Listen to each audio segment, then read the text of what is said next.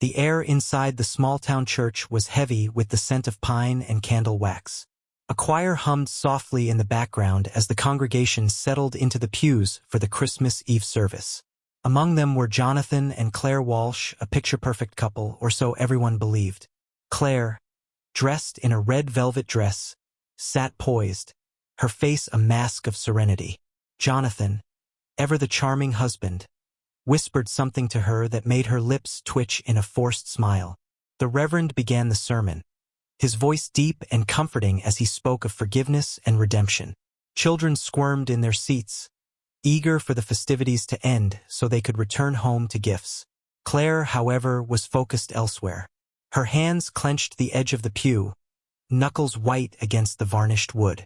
She had spent months gathering the courage for this moment. As the choir rose for the next hymn, Clare stood abruptly. Her movement drew a ripple of whispers through the congregation. Even the Reverend paused mid-verse.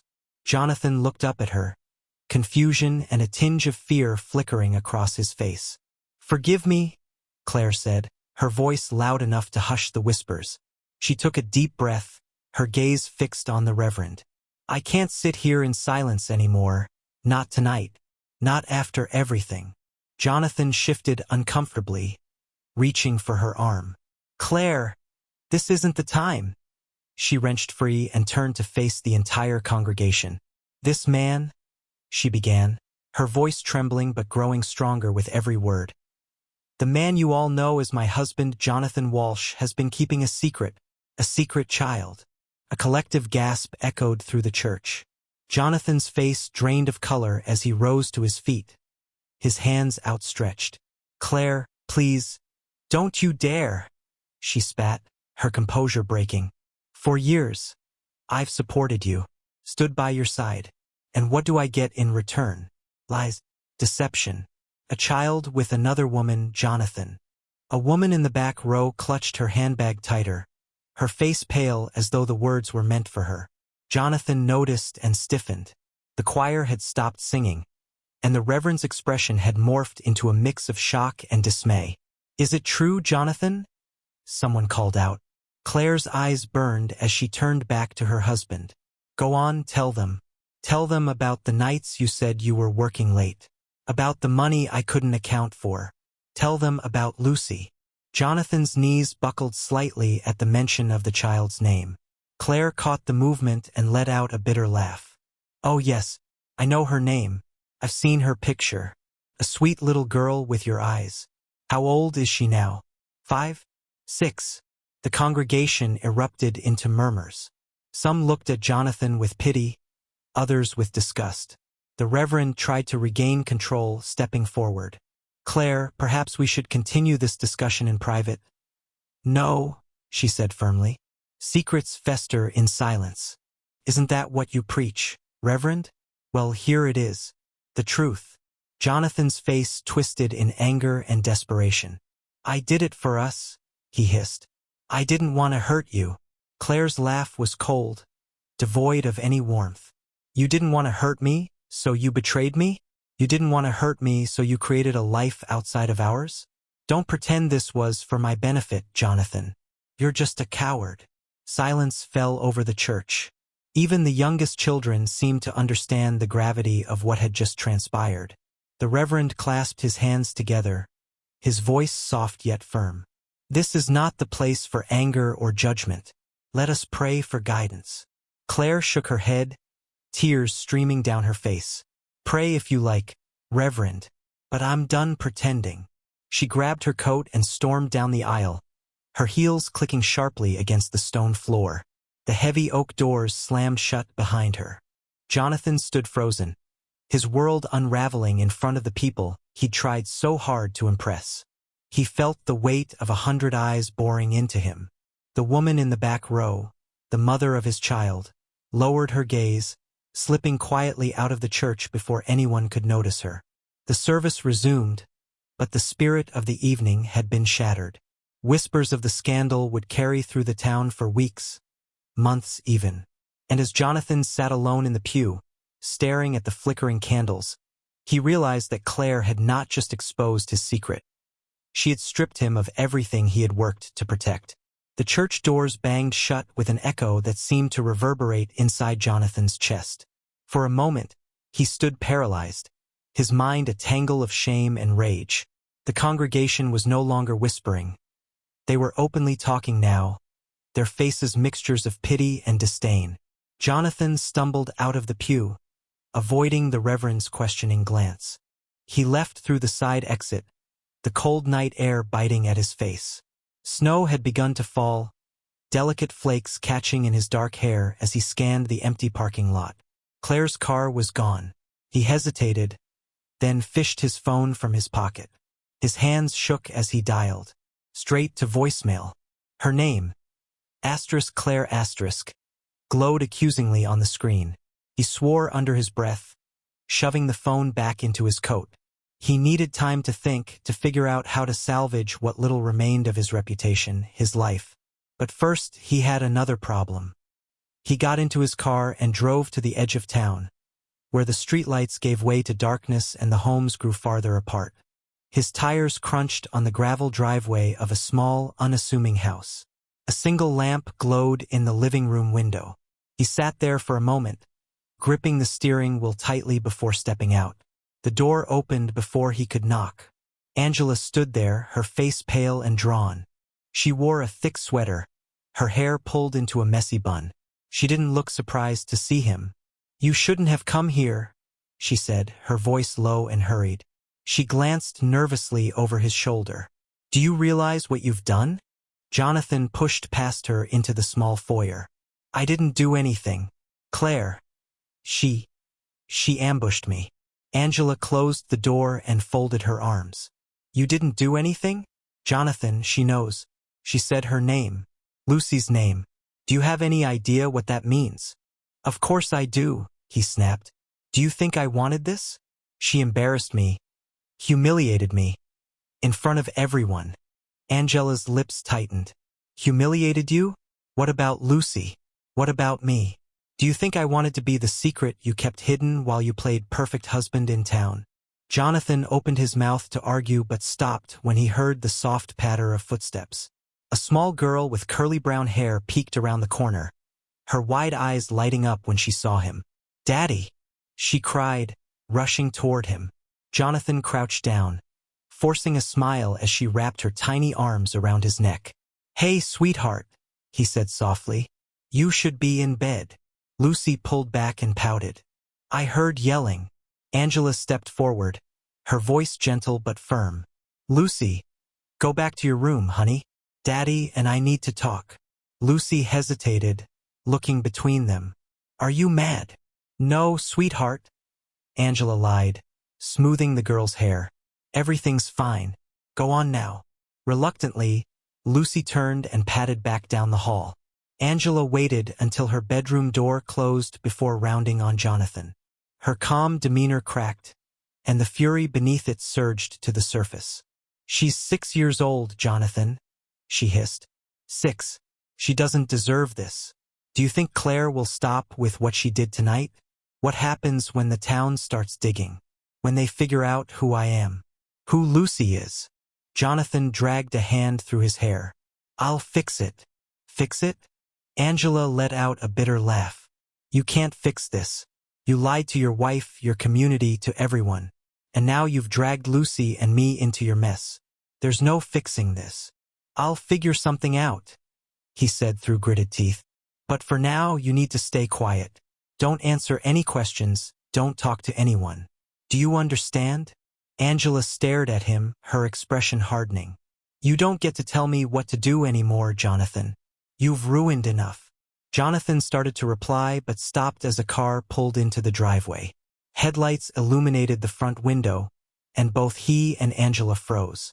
A shadow moved behind the wheel, the outline unmistakably familiar. "Claire." Angela's breath hitched. "What is she doing here?" Jonathan didn't answer. His heart pounded as he stepped toward the door, watching as Claire got out of the car. She stood there for a moment, staring at the house with a grim determination before walking toward the porch. The knock came sharp, deliberate. Angela whispered, "You told me she didn't know where we lived." "She didn't," Jonathan whispered back. The knock came again, louder this time. Claire's voice, steady and cold, drifted through the door. I know you're in there, Jonathan. Let's talk. Angela's face drained of color as Claire's voice pierced the silence of the house.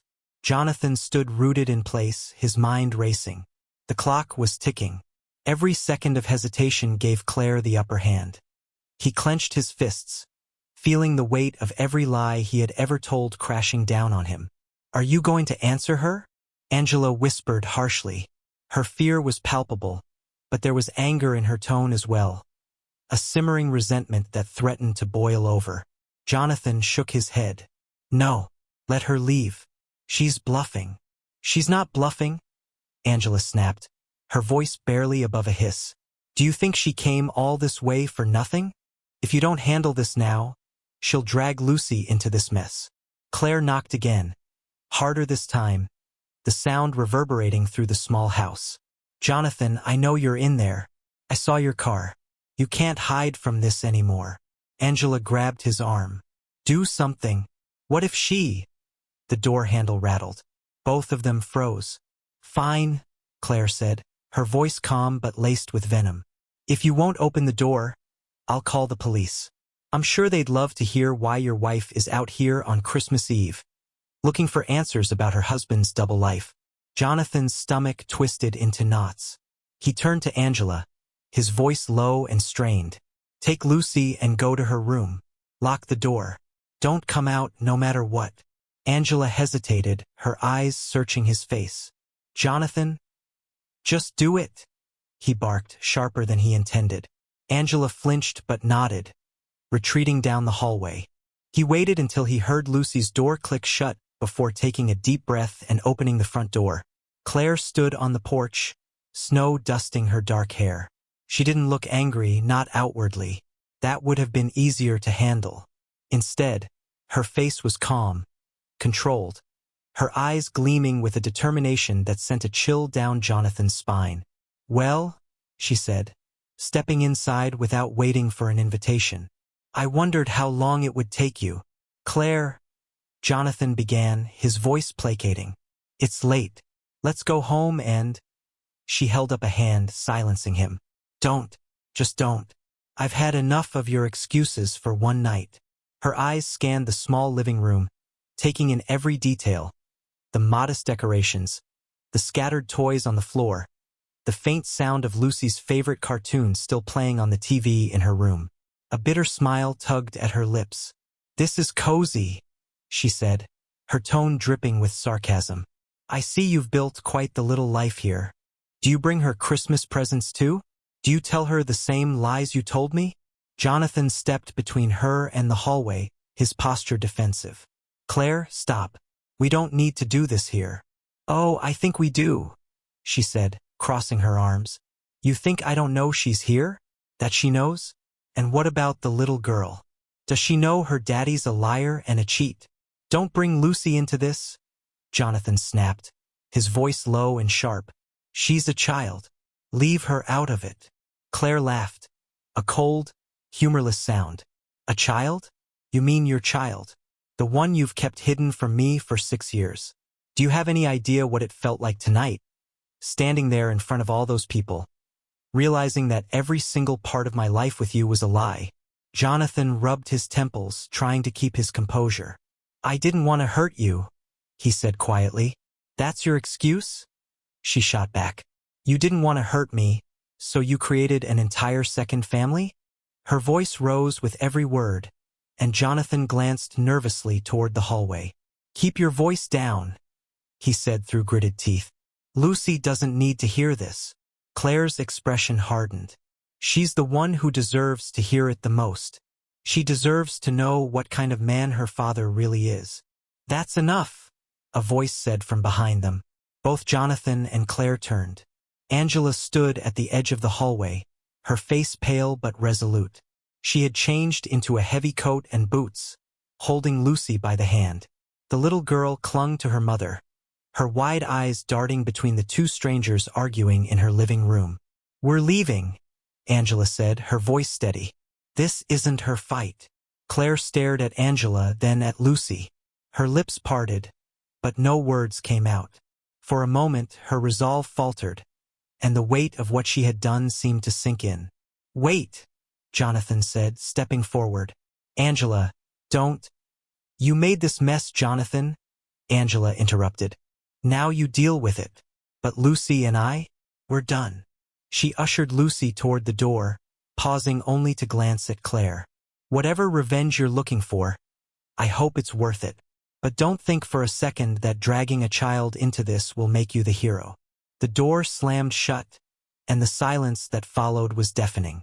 Clare stared at Jonathan, her earlier fury replaced by something colder, more calculated. "Are you happy now?" Jonathan asked, his voice a mixture of anger and despair. "What more do you want from me?" Clare tilted her head, her lips curling into a grim smile. "What I want, Jonathan, is justice, and I'm just getting started." Jonathan stood motionless as Clare's words hung in the air. He could hear the crunch of snow beneath Angela's boots as she and Lucy walked down the driveway, the sound fading until it was swallowed by the quiet night. The door remained closed, but the storm Clare had brought with her raged on inside the house. "Justice?" Jonathan finally said, his voice trembling with a mix of anger and desperation. "What does that even mean, Clare? Ruining my life? Dragging Lucy and Angela through the mud? Is that what you think justice looks like?" Clare took a step closer, her eyes locking onto his with an intensity that made him flinch. "Justice means accountability. It means you don't get to walk away from this like nothing happened. You lied to me for years, Jonathan. You built this web of deceit, and now you want to play the victim? Not this time." He scoffed, running a hand through his hair. "And what? You'll go to the police? What exactly are you going to tell them? That I had a child outside of our marriage? That's not a crime, Clare. It's messy, sure, but it's not illegal." Clare's lips twitched into a smirk, one that sent a chill down his spine. "Oh, Jonathan, you think this is just about your infidelity? About the lies?" She stepped closer, her voice dropping to a whisper. "What about the money?" The room seemed to tilt for a moment. Jonathan's heart skipped a beat, his pulse roaring in his ears. "What are you talking about?" he said, feigning ignorance. "Oh, don't play dumb with me," Clare said, her tone icy. "I've been going through the accounts. All those business expenses you thought I wouldn't notice? The transfers to Angela's name? The withdrawals you couldn't explain? You've been funneling money to them for years, haven't you?" Jonathan's mouth went dry. "I was just trying to help them," he stammered. "Lucy needed." Clare cut him off with a sharp laugh. "Save it. I don't care about your noble excuses. Do you know what the auditors are going to say when they see this? What your precious company's board will think when they realize you've been embezzling funds to keep your secret family afloat?" Jonathan's stomach churned. She wasn't bluffing. She dug deeper than he ever thought she would, and now she was holding the detonator to the life he'd so carefully constructed. "Clare, listen," he began, his voice shaking. "We can work this out. I'll come clean. I'll tell the board everything, resign if I have to. Just don't do this. Don't destroy everything over one mistake." Clare's eyes narrowed, her anger tempered by a glint of satisfaction. "One mistake? Jonathan, this isn't a mistake. This is a pattern. A choice you made over and over again, knowing exactly what it would cost me. What it would cost us. You don't get to plead for mercy now." "Please," he said, his voice barely above a whisper. "If this gets out, I'll lose everything." Clare tilted her head, considering him. For a moment, Jonathan thought she might relent. But then she straightened, her expression hardening. "You already have," she said simply. Without another word, she turned and walked out the door, leaving Jonathan standing alone in the cold silence of the house. The sound of her car starting up echoed in his ears, followed by the crunch of tires on snow as she drove away. Jonathan sank onto the couch, his head in his hands. His world had been upended. Every thread of his carefully spun lie unraveling in a single night. He thought about Angela and Lucy, about the look in Angela's eyes as she walked away. He thought about the board of directors, the headlines that would undoubtedly follow once Clare exposed him. And for the first time in years, Jonathan felt something he hadn't allowed himself to feel. Fear. Upstairs, a quiet creak broke the stillness. Jonathan lifted his head, his heart skipping a beat. He had forgotten about Angela's spare key, about the sound of her boots on the steps. But it wasn't Angela. Lucy stood at the top of the stairs, clutching her stuffed bear, her face a mask of quiet confusion. She didn't say anything, but her presence was enough to break him. He buried his face in his hands again, the weight of his actions pressing down on him like a vice. Somewhere outside, the snow continued to fall, silent and relentless, covering everything in a blanket of white, clean, unblemished, and utterly indifferent. The silence that followed Lucy's quiet appearance felt heavier than anything Jonathan had experienced that night. She stood at the top of the stairs, small and vulnerable, her stuffed bear dangling from one hand. The innocence in her eyes, mingled with confusion, was a stark contrast to the chaos Jonathan had created. "Daddy?" she said softly, her voice barely audible over the creaks of the old house. "Is everything okay?" Jonathan forced himself to look up, his throat tightening. He wanted to tell her that everything was fine, to reassure her with the lies that had always come so easily. But the words caught in his throat. How could he keep pretending? Pretending had brought him here, to this moment, teetering on the edge of losing everything that mattered. He rose slowly, his knees trembling under the weight of his guilt. "Come here, sweetheart," he said, his voice hoarse. Lucy hesitated, her small brow furrowing as she studied his face. But she descended the stairs anyway, clutching her bear tightly. When she reached him, Jonathan knelt and pulled her into his arms, holding her as if she might slip away. "I'm so sorry," he whispered, his voice breaking. "I'm so sorry, Lucy." She didn't say anything for a moment, resting her head against his shoulder. "Why are you sad, Daddy?" Jonathan pulled back slightly, brushing her curls away from her face. "Because I made some bad choices," he admitted. "And those choices hurt people. They hurt your mommy, and they hurt Claire. I never wanted to hurt anyone, but I did." Lucy tilted her head, her young mind struggling to grasp the weight of his confession. "But you're still my daddy, right?" The question hit Jonathan like a punch to the gut. He nodded, tears stinging his eyes. "Yes, Lucy, I'll always be your daddy, no matter what." "Then it's okay," she said simply, with the kind of unconditional love only a child could offer.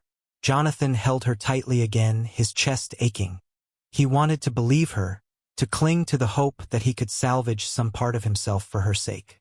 But he knew better. The damage was done, and there would be no escaping the fallout.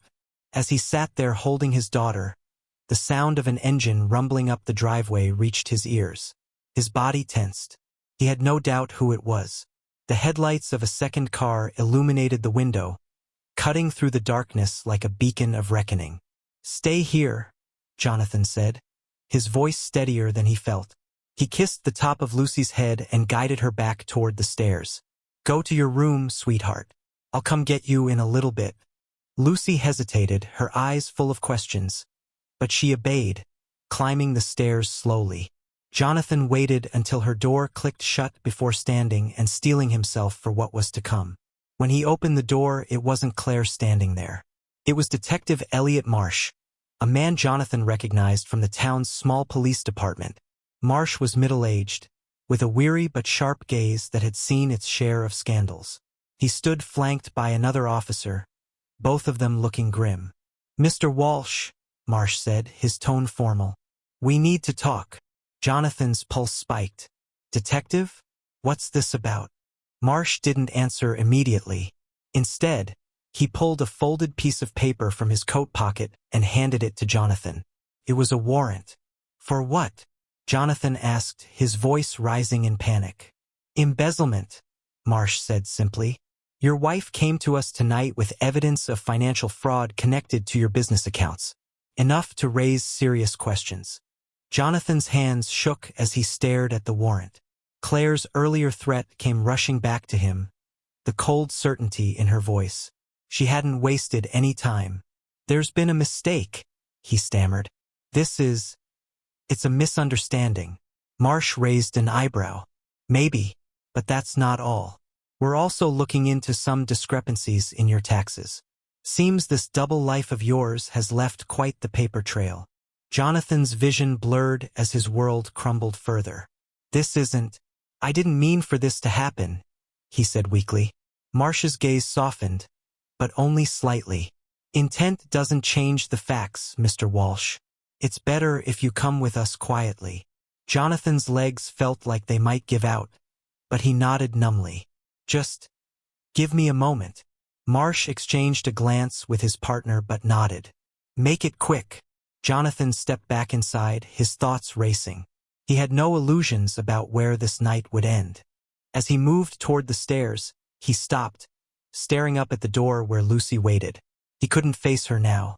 Not like this. Not when he was about to leave her life as abruptly as he'd entered it. He turned back toward the detectives, his heart heavy, and followed them into the cold night. The last thing he saw before the cruiser pulled away was Lucy's small face peeking out from her bedroom window, illuminated by the soft glow of her night light.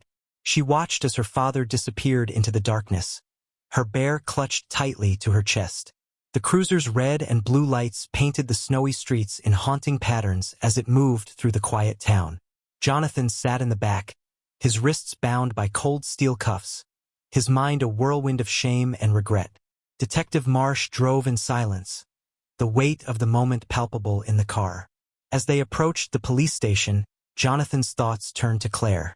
He could picture her sitting at home, victorious, sipping a glass of wine as the embers of the fireplace glowed behind her. He had underestimated her resolve, her fury. But it wasn't just Clare he had wronged. Angela and Lucy, too, had been collateral damage in his pursuit of selfish desires.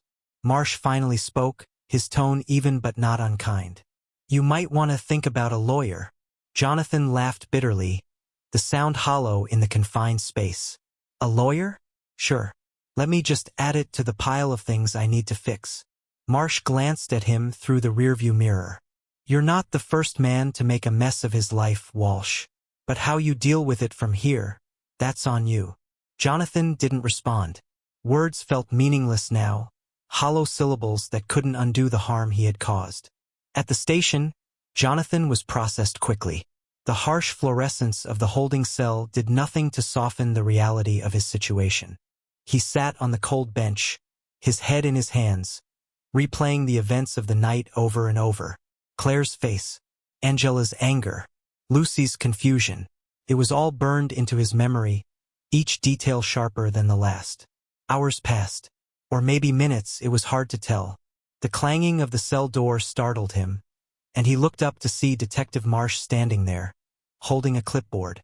You've got a visitor, Marsh said. Jonathan's stomach tightened. He wasn't sure who he expected. Maybe a lawyer sent by the company, or even Angela, driven by some lingering sense of obligation. What he didn't expect was Clare. She stepped into view, her coat pulled tightly around her, her expression unreadable. Marsh left them alone, the clang of the door echoing as it closed behind her. Jonathan stood, his movements sluggish, his gaze wary. Clare, he said quietly, why are you here? She crossed her arms, her eyes scanning the dismal cell before settling on him. I wanted to see if it was real, she said. If you were really sitting here, paying the price for what you've done. His jaw tightened. Congratulations. You got what you wanted. Clare's lips pressed into a thin line. What I wanted. Do you think I wanted this, Jonathan? Do you think I wanted to find out my husband was living a lie? That he was stealing from the company we built together? You didn't have to go this far, he shot back, his voice rising. You didn't have to destroy me. Clare's eyes flashed with anger. Destroy you? You destroyed yourself, Jonathan. Every lie, every choice you made, it all led here. I didn't put you in that cell. You did. Her words hit like a blow, and Jonathan sank back onto the bench, his head hanging low. I didn't want to hurt anyone, he murmured. I didn't think it would get this out of control. That's the problem, Clare said, her voice softening slightly. You never think, Jonathan. Not about me. Not about Angela. And certainly not about Lucy.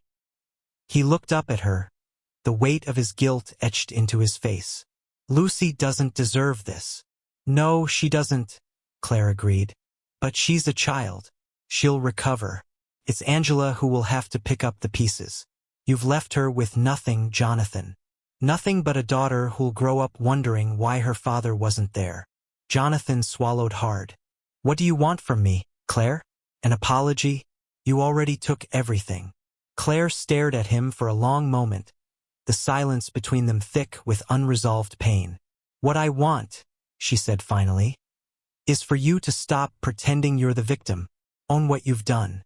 And when this is all over, when you've served your time or paid your fines or whatever the hell the courts decide, you'll stay away from me. You'll stay away from Angela. And you'll stay away from Lucy unless she asks to see you. Her words were final, each one a nail in the coffin of their shared life. Jonathan nodded slowly, his shoulders sagging under the weight of her ultimatum. He couldn't argue. He didn't have the strength. Claire turned to leave, but paused at the door. For what it's worth, she said quietly, without looking back. I didn't hate you when I came here tonight. I hated what you did. But now, I think I'm finally done feeling anything at all. With that, she walked out, leaving Jonathan alone in the dimly lit cell. The clang of the door echoed in his ears, a sound that seemed to signal the final collapse of everything he had once been. For the first time in years, Jonathan allowed himself to cry. It wasn't for Claire or Angela or even Lucy.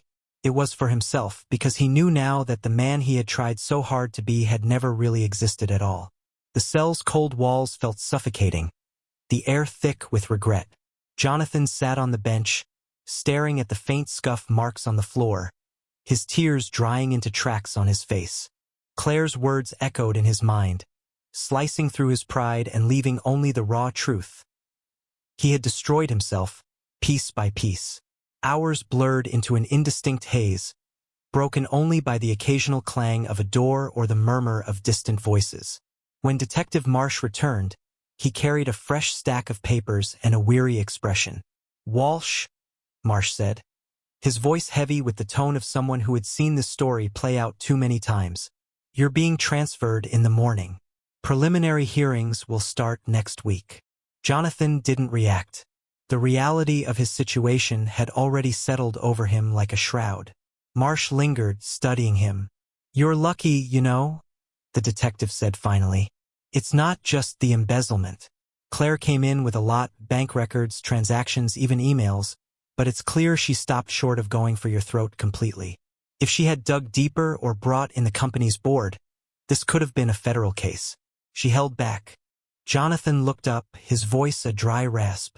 Why would she do that? Marsh shrugged. Maybe for the kid. Maybe because she wanted you to suffer in a different way. Hard to say. Jonathan leaned back against the wall, his mind spinning. Claire had always been methodical, calculating, and he had underestimated her one too many times. She hadn't spared him out of mercy. She had spared him so he could sit in the wreckage of his own making, knowing he'd lost not only his freedom but also the trust of everyone he cared about. Marsh tapped the bars lightly with his pen, as if to signal the end of the conversation. Think about what happens next, Walsh. You've got a daughter. She doesn't deserve to grow up with her father's mistakes hanging over her. The morning came too quickly, the sunrise a pale, indifferent light spilling through the narrow window above the cell. Jonathan was transferred to the county facility, the process mechanical and dehumanizing.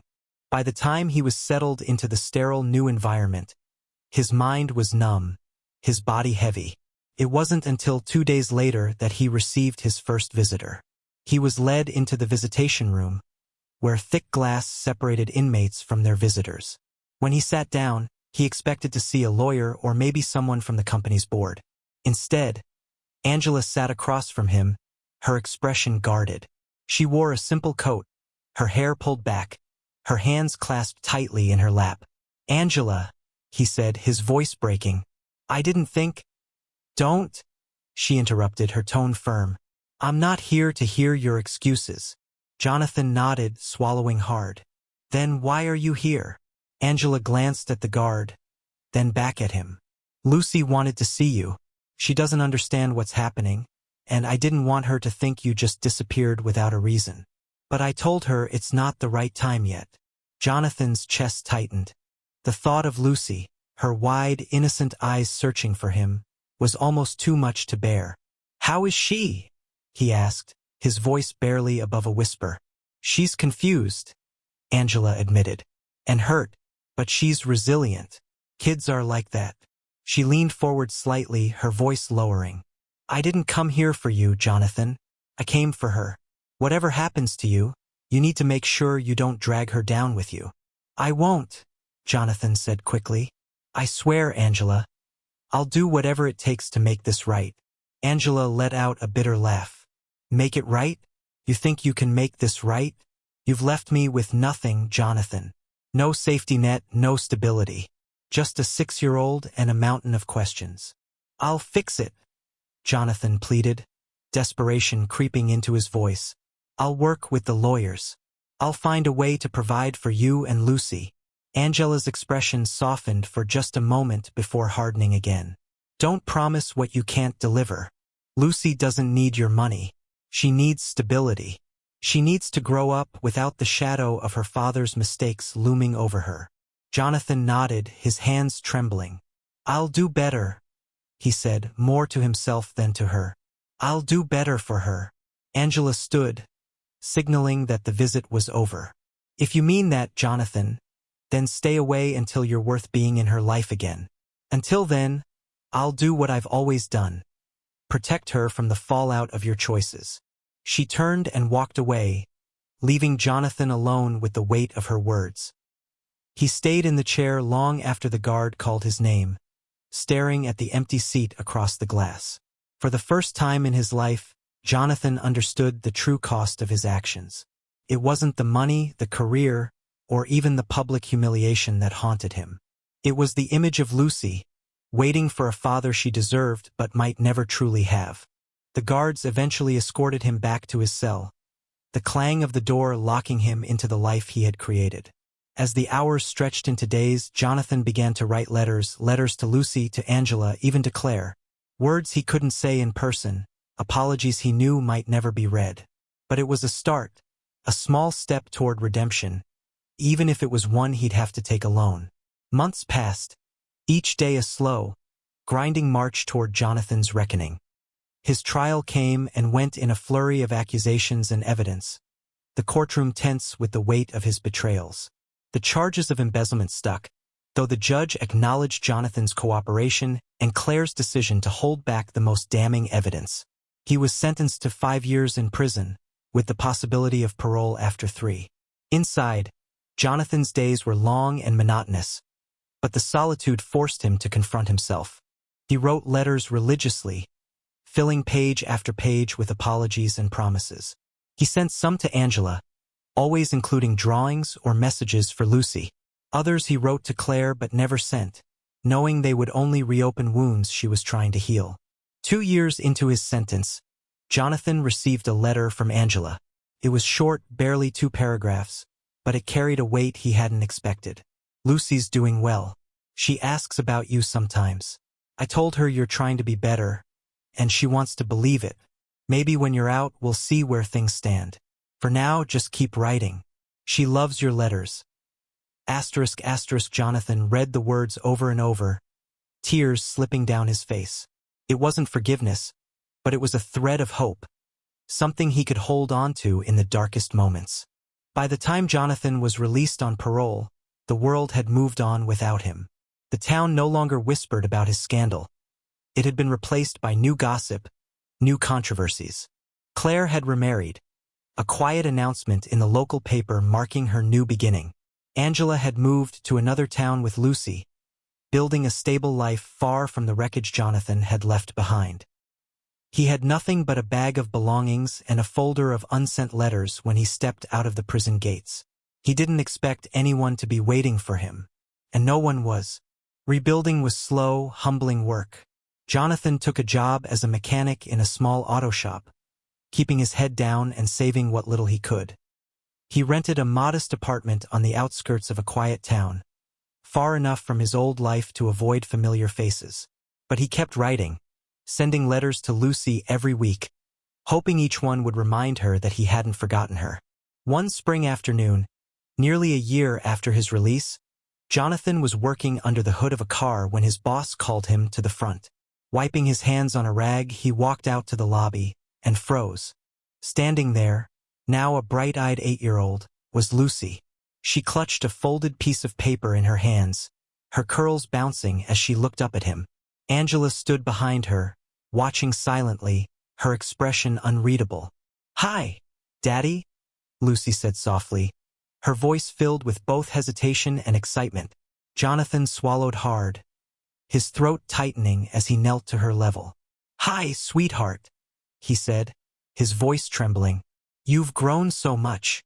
Lucy smiled and held out the paper. "I made this for you." He unfolded it carefully. It was a drawing of a little girl holding hands with a man. Above them, in uneven letters, were the words, "Me and Daddy." Tears blurred his vision as he looked back at her. "It's beautiful, Lucy. Thank you." Angela stepped forward, breaking the moment. "I told her we'd visit if she was ready. She wanted to meet you, but I want to be clear. This doesn't erase the past." "I know," Jonathan said quickly, his voice earnest. "I don't expect it to. I want to do better. For her." Angela studied him for a long moment before nodding.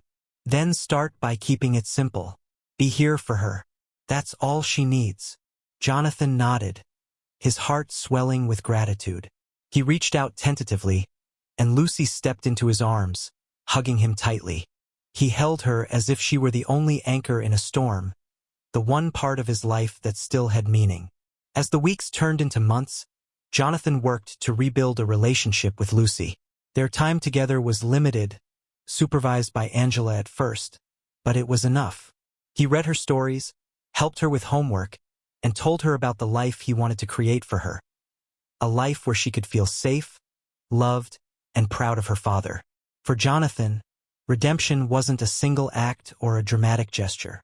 It was in the quiet, everyday moments. Fixing a broken bike for Lucy, showing up on time for a visit, putting aside his pride to apologize when he stumbled.